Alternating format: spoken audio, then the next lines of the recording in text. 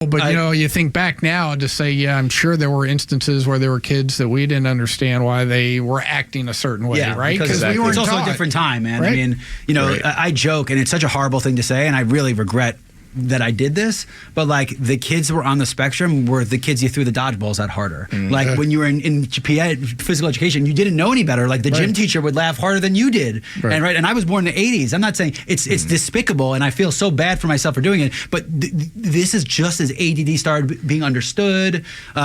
So because there's so much to impact about this, I'm just going to give my quick 2 cents. One, my mother spent the last 2 decades of her life teaching gym to autistic nursery school children. Oh, wow. So imagine, we had 4 boys and we were all animals. Yeah. And then she dedicated her life to phys ed for nursery school autistic children. Now, the foremost thing, the reason she did it was because it was an immersion program. We have found unequivocally that separating these children with these issues is never going to help the cause. Immersion is the only way to help it.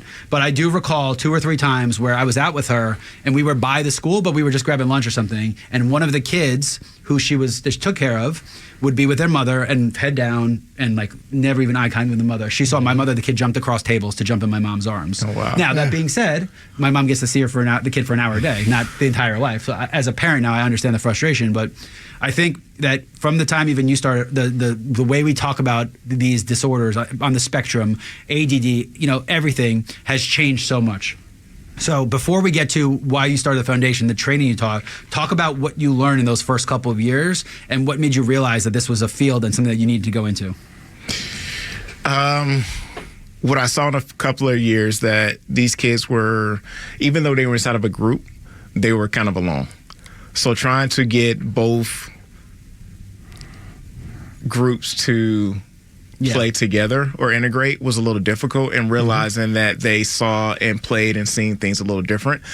So it took time to try to come up with a program that allowed them to do both, be safe in the space that they're in and be themselves, but also engage with the other kids, because some of the other kids, once again, as you stated, they will pick and make fun of, which does not help the situation at all. And it puts them more back in their shell instead of engaging with everyone else. Yeah, and the spectrum has gotten so big, and it was always there, but we've just spoken about it in such broader terms that we're starting to understand the individual needs more. Look, there's a million conspiracies as to where these things come from, what the spectrum means, whether it be the food we eat, the biome in our gut, we don't have to go into it. One of the things that makes the most sense I've ever heard, and if either of you have something, it's, I think,